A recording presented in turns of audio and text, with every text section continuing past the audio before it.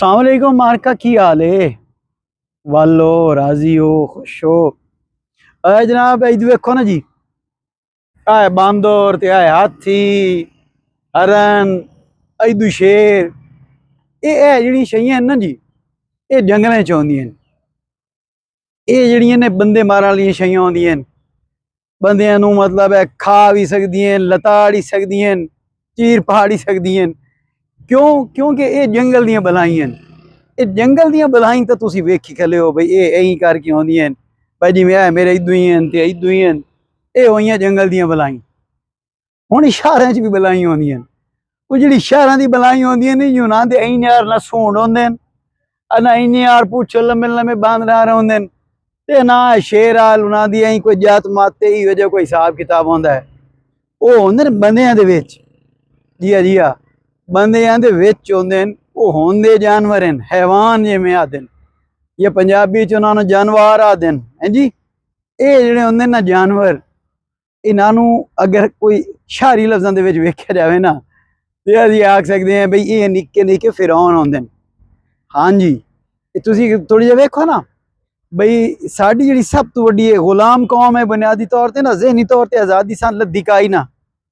और 1947 पाकिस्तान तो बनिया, अगे वो चिट्टे अंग्रेज जिहड़े होंदे हुण दे तले लगे हुए हैं जी, लगे रहे हैं। ते हुण जिहड़ा ना जी, वो असां अल्लाह कीता ते काले अंग्रेजां दे तले लग खलोते हैं, है जी।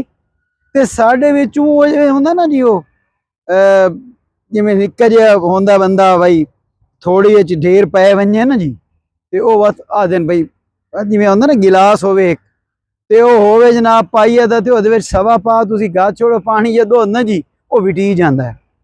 इसे वास्ते वो गल भी बनी हुई भी, थोड़ी च बहुता पै जावे ना जी, वो विटी जांदा है। ते जिहड़े साडे ना जी लोग, साडे लोकां दी ये परेशानी, चंगे भी होवे ने, नहीं भी चंगे दुनिया दे उत्ते चंगियाई मुक गई है, ये चंगे बंदे मुक गए, चंगे बंदे भी हैं, चंगियाई भी है। अल्लाह बड़े नेक बंदे भी अपने इस दुनिया ते रखे हुए हैं। लोकां नाल प्यार करने वाले लोग भी हैं, लोकां नाल सदके खैराता करने वाले लोग भी हैं, हैं जी। लोग हैं दुख सुख साडे सुनने वाले भी, दुख सुख चुनने वाले भी हैं। लेकिन असां जिन्ना ढेर दुश्मन नुमा सजना दे विच वधे हैं ना जी, ऐं सानू ऐं नरड़ी वधेन या घेरी वधेन, वो है ना साडे निक्के निक्के फिरौन, ऐ निकड़े निकड़े। ते ये वेख तुसीं वेख सो तुहानू हर जगह ते लभसन।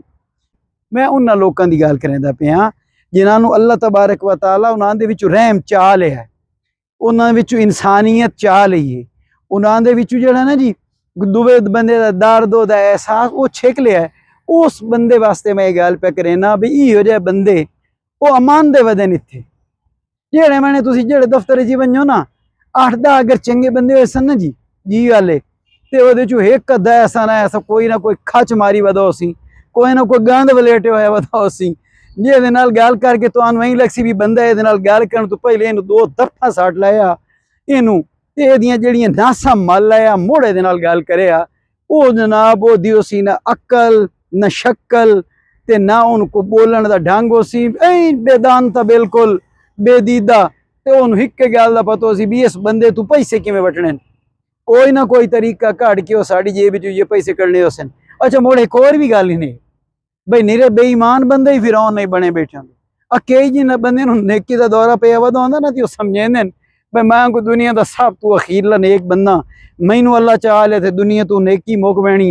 वो भी भाई कई फिरौन होंदे न। हुण मैं उन्हां नूं मुका तां सकदा नहीं, मुकाइए तां मारिया मुकदे न, लेकिन कई आख्या भी सूर मोया ही टांडे बांध के मोया ही। ये जेहे सूर जिहड़े होंदे न ना, वो टांडे बांध के मरदे न, वो अन्य नहीं मरदे। ये तुसी अल्लाह दे अगों ते दुआ करो भाई अल्लाह तबारक व तआला, अल्लाह साईं, अल्लाह सोहना सानू इहो जिहे फिरौनां तो बचाए।